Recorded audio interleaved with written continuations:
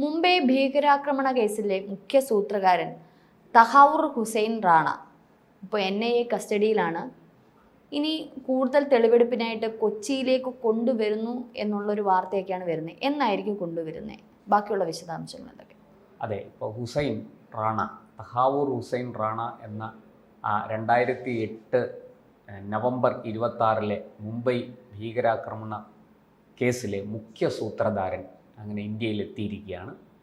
ഇപ്പോൾ NIAയുടെ കസ്റ്റഡിയിലാണ്. 18 ദിവസത്തേക്കാണ് റാണയെ കസ്റ്റഡിയിൽ വിട്ടുകൊടുത്തിരിക്കുന്നത്. NIAയുടെ അഡീഷണൽ ഡയറക്ടറുടെ നേതൃത്വത്തിലാണ് ചോദ്യം ചെയ്യുന്നത്. നമ്മുടെ ദേശീയ സുരക്ഷാ ഉപദേഷ്ടാവ്, പ്രധാനമന്ത്രിയുടെ ഏറ്റവും അടുത്ത ആളും കൂടിയായ അജിത് ഡോവൽ കാര്യങ്ങൾ നിരീക്ഷിച്ചു കൊണ്ടിരിക്കുന്നു. ഡോവലിൻ്റെ ആക്ഷൻ പ്ലാൻ അനുസരിച്ചാണ് കാര്യങ്ങൾ പുരോഗമിക്കുന്നത്. അദ്ദേഹം കൊടുക്കുന്ന നിർദ്ദേശങ്ങൾക്കനുസരിച്ചാണ് കാര്യങ്ങൾ മുന്നോട്ട് പോകുന്നത്. കഴിവുറ്റ സർവീസിലെങ്ങും ഒരു ബാഡ് മാർക്ക് പോലും ഇല്ലാത്ത അങ്ങേയറ്റത്തെ രാജ്യസ്നേഹിയായ ഉദ്യോഗസ്ഥനാണ് അജിത് ഡോവൽ. ഊണും ഉറക്കവും പോലും ഉപേക്ഷിച്ച് അദ്ദേഹം സ്വജീവൻ തൃണവൽഗണിച്ച് രാജ്യത്തിന് വേണ്ടി, രാജ്യത്തിൻ്റെ സുരക്ഷയ്ക്ക് വേണ്ടി ഇത്രയും കാലം പ്രവർത്തിച്ച ഒരു ഉദ്യോഗസ്ഥനാണ്. അദ്ദേഹം യാതൊരു കളങ്കവുമില്ലാതെ തൻ്റെ ഏൽപ്പിച്ച ജോലികളെല്ലാം നിർവഹിച്ച് അദ്ദേഹം പ്രധാനമന്ത്രിയുടെ ഓഫീസിൽ ഒരു സുപ്രധാന പദവിയിലിരിക്കുകയാണ്. അദ്ദേഹമാണ് ഈ മുംബൈ ഭീകരാക്രമണ കേസിൻ്റെ ഈ റാണയെ അറസ്റ്റ് ചെയ്ത് ഇന്ത്യയിൽ കൊണ്ടുവന്ന് അറസ്റ്റ് ചെയ്ത് NIAയുടെ കസ്റ്റഡിയിൽ വിട്ടതിന് ശേഷം എല്ലാ കാര്യങ്ങളും നിയന്ത്രിക്കുന്നത് അദ്ദേഹമാണ്. അദ്ദേഹത്തിൻ്റെ നേതൃത്വത്തിലാണ് ഒരു പ്രത്യേക ടീം തന്നെ ഇത് നിരീക്ഷിക്കാനുണ്ട്. അവർ പഠിച്ച് മനസ്സിലാക്കി, നിരീക്ഷിച്ച് മനസ്സിലാക്കി NIA അടക്കമുള്ള ഏജൻസികൾക്ക് നിർദ്ദേശങ്ങൾ കൊടുത്തുകൊണ്ടിരിക്കുകയാണ്. ഇപ്പോൾ ഏറ്റവും പുതുതായി ലഭിക്കുന്ന വിവരം, റാണയ്ക്ക് അൽഷിമേഴ്സ് ആണെന്നാണ് പറയുന്നത്. റാണയ്ക്ക് മറവി രോഗം ബാധിച്ചിരിക്കുന്നു അത്രേ. പലതും ചോദിക്കുമ്പോൾ എനിക്ക് മറന്നുപോയി, അറിയില്ല, ഓർക്കുന്നില്ല, ഇങ്ങനെയൊക്കെയാണ് തുടക്കത്തിൽ റാണ പറയുന്നത്. പക്ഷേ അതൊക്കെ മറികടക്കാനുള്ള എല്ലാ കഴിവും എല്ലാ മികവും ഉള്ള ഉദ്യോഗസ്ഥരാണ് റാണയെ ചോദ്യം ചെയ്യുന്നത്. റാണയ്ക്ക് എത്ര നാൾ അവരുടെ മുന്നിൽ പിടിച്ചു നിൽക്കാൻ സാധിക്കും എന്നുള്ള ചോദ്യമാണ് ഇപ്പോൾ ഉയരുന്നത്.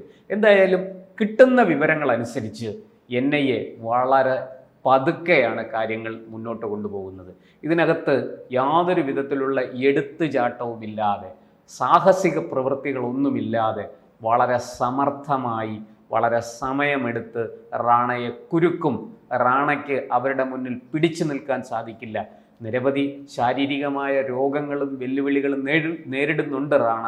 മൂത്രാശയ ക്യാൻസർ പോലെയുള്ള രോഗങ്ങൾക്ക് ചികിത്സ നടക്കുന്നുണ്ട് എന്നാണ് ലഭിക്കുന്ന വിവരം. അത് എത്രത്തോളം ശരിയാണ് എന്ന് നമുക്കിപ്പോൾ പറയാൻ കഴിയില്ല. എന്തായാലും അമേരിക്കയുടെ തടവിൽ നിന്ന് റാണയെ ഇന്ത്യക്ക് കൈമാറുമ്പോൾ റാണ ആരോഗ്യവാനാണ്. റാണയ്ക്ക് മറ്റ് ബുദ്ധിമുട്ടുകളൊന്നുമില്ല. ചോദിച്ചാൽ ഉത്തരം പറയാൻ കഴിയുന്ന വിധത്തിൽ റാണയ്ക്ക് ബുദ്ധിക്കും ഓർമ്മയ്ക്കും ഒന്നും യാതൊരു തകരാറും ഇല്ല എന്നാണ് അമേരിക്ക സർട്ടിഫൈ ചെയ്തിരിക്കുന്നത്, അല്ലെങ്കിൽ അമേരിക്കയുടെ FBI പോലെയുള്ള ഏജൻസികൾ സർട്ടിഫൈ ചെയ്തിരിക്കുന്നത്. കൃത്യമായിട്ടും അവിടുത്തെ കോടതിയിൽ ഇതെല്ലാം മനസ്സിലാക്കി ഇതിൻ്റെ എല്ലാ വശങ്ങളും ചിന്തിച്ച് ഇല്ലാതെ കോടതി ഒരു ഏകപക്ഷീയമായ ഒരു നടപടിയല്ലല്ലോ സ്വീകരിക്കുക. അങ്ങ് വിട്ടുകൊടുക്കാൻ, ഒരു രാജ്യത്തിന് അങ്ങ് വിട്ടുകൊടുക്കാൻ അങ്ങനെ ഒരു നടപടി സ്വീകരിക്കില്ല. പ്രത്യേകിച്ചും റാണ ഇപ്പോൾ ഒരു കനേഡിയൻ പൗരനാണ്, കാനഡക്കാരനാണ്. അപ്പോൾ അങ്ങനെ ഉള്ള ഒരാളിനെ ഇന്ത്യക്ക് വിട്ടുതരണമെങ്കിൽ എല്ലാ നടപടിക്രമങ്ങളും പരിശോധിച്ച് കൃത്യത വരുത്തിയിട്ടേ അമേരിക്കൻ കോടതി അത് ചെയ്യുള്ളൂ. മനുഷ്യാവകാശങ്ങൾക്ക് വലിയ പ്രാധാന്യം കൊടുക്കുന്ന കോടതികളാണ് അമേരിക്കയിലുള്ളത് എന്നും കൂടി നമ്മൾ ഈ അവസരത്തിൽ ഓർക്കണം. എന്തായാലും ശരി, അങ്ങനെ റാണ ഇന്ത്യയിൽ വന്നതിന് ശേഷം ചോദ്യങ്ങൾക്ക് ആദ്യത്തെ പ്രതികരണം ഓർക്കുന്നില്ല, മറന്നുപോയി, അന്ന് ഞാൻ അവിടെ ഇല്ലായിരുന്നു, ഇങ്ങനെയൊക്കെയാണ്. ഇത് എത്ര ദിവസം റാണയ്ക്ക് NIAയുടെ മുന്നിൽ പിടിച്ചു നിൽക്കാനാകും? അതെ, കൃത്യമായിട്ടും അതെ, ശാസ്ത്രീയ പരിശോധനകളിലൂടെ ഈ പറയുന്ന റാണ പറയുന്നത് കള്ളമാണോ അതോ സത്യമാണോ എന്ന് തിരിച്ചറിയാനുള്ള ശാസ്ത്രീയ പരിശോധനകളൊക്കെ ഇന്ന് ലഭ്യമാണ്. അതുകൊണ്ട് തന്നെ റാണയ്ക്ക് ഏറെ കാലമൊന്നും NIAയുടെ മുന്നിൽ ഇങ്ങനെ ഒളിച്ചു കളിക്കാൻ സാധിക്കില്ല. ഇനി രഞ്ജിനി ചോദിച്ച രണ്ടാമത്തെ ചോദ്യത്തിലേക്ക്, റാണയെ കൊച്ചിയിൽ കൊണ്ടുവരുമോ? റാണയെ കൊച്ചിയിൽ കൊണ്ടുവരാനുള്ള സാധ്യത വളരെ കൂടുതലാണ്. റാണ മുംബൈയിലെത്തി, മുംബൈയിൽ നിന്ന് ആഗ്രയിൽ പോയി, അവിടുന്ന് ഹാപ്പൂറിൽ പോയി, പിന്നീട് കൊച്ചിയിൽ വന്നു, ഒക്കെ നമുക്ക് വിവരങ്ങളുണ്ട്. വന്നത് ഒറ്റയ്ക്കാണ്. മുംബൈയിൽ ഒറ്റയ്ക്ക് ലാൻഡ് ചെയ്യുന്ന റാണ തൻ്റെ ഒരു ട്രാവൽ ഏജൻസിയുമായി ബന്ധപ്പെട്ട ഒരു സ്ഥാപനവുമായി ബന്ധപ്പെട്ട കാര്യങ്ങൾക്കാണ് ഇവിടെ വന്നത് എന്നാണ് വിസ അനുസരിച്ച്, അനുവദിച്ചിരിക്കുന്ന വിസ അനുസരിച്ച് നമുക്ക് മനസ്സിലാകുന്ന കാര്യം. അങ്ങനെ വന്ന ഈ റാണ ഇവിടെ നിന്ന് നമ്മൾ ആലോചിക്കണം, മുംബൈയിൽ അറ്റാക്ക് നടന്നു അല്ലേ? റാണ വന്നതിന് ശേഷമാണല്ലോ അറ്റാക്ക് നടന്നത്. അപ്പം മുംബൈയിൽ നിന്ന് റാണ നേരെ പോയത് ആഗ്രയിലാണ്. ആഗ്രയിൽ നിന്ന് ഹാപ്പൂറിൽ പോയി, ഡൽഹിയിൽ പോയി, പിന്നെ കൊച്ചിയിൽ വന്നിരിക്കുന്നു. ഇങ്ങനെ പല സ്ഥലങ്ങളിലും സന്ദർശിച്ചിട്ടുണ്ട്. അപ്പോൾ ഇവിടങ്ങളിലൊക്കെ എന്തോ ചില ദൗത്യം റാണയ്ക്ക് നിർവഹിക്കാനുണ്ടായിരുന്നു. കൃത്യമായിട്ടും മുംബൈ ഭീകരാക്രമണത്തിന് വേണ്ടുന്ന സഹായങ്ങൾ അത് ഏകോപിപ്പിക്കാൻ വേണ്ടുന്ന നടപടികൾക്കാണോ റാണ സന്ദർശിച്ചത് എന്ന സംശയം ഉയർന്നിട്ടുണ്ട്. എന്തായാലും ഈ കൊച്ചിയുമായി ബന്ധപ്പെട്ട് കൊച്ചിയിൽ റാണ വരുമ്പോൾ കൂടെ ഒരു സ്ത്രീ ഉണ്ടായിരുന്നു, ഒരു യുവതി, ഒരു സുന്ദരിയായ ഒരു യുവതി ഒപ്പമുണ്ടായിരുന്നു എന്നാണ്. അതേസമയം മുംബൈയിലോ ആഗ്രയിലോ ഹാപ്പൂറിലോ ഒന്നും സന്ദർശിക്കുമ്പോൾ കൂടെ ആരും ഉണ്ടായിരുന്നില്ല, റാണ ഒറ്റയ്ക്കായിരുന്നു. അപ്പോൾ ആരാണ് ഈ കൂടെ ഉണ്ടായിരുന്നയാൾ? അത് ഇന്ത്യക്കാരിയാണോ അതോ വിദേശിയാണോ? ഈ ചോദ്യങ്ങൾക്കൊക്കെ ഉത്തരം കിട്ടേണ്ടതുണ്ട്. എന്തായാലും അത് റാണയ്ക്ക് ഇനി എത്രയൊക്കെ മറന്നുപോയാലും അത് പറയിപ്പിക്കാൻ, റാണയുടെ ഉള്ളിൽ നിന്ന് അത് പുറത്ത് കൊണ്ടുവരാനുള്ള സാങ്കേതിക മികവും ഇന്ന് NIAയ്ക്കുണ്ട്.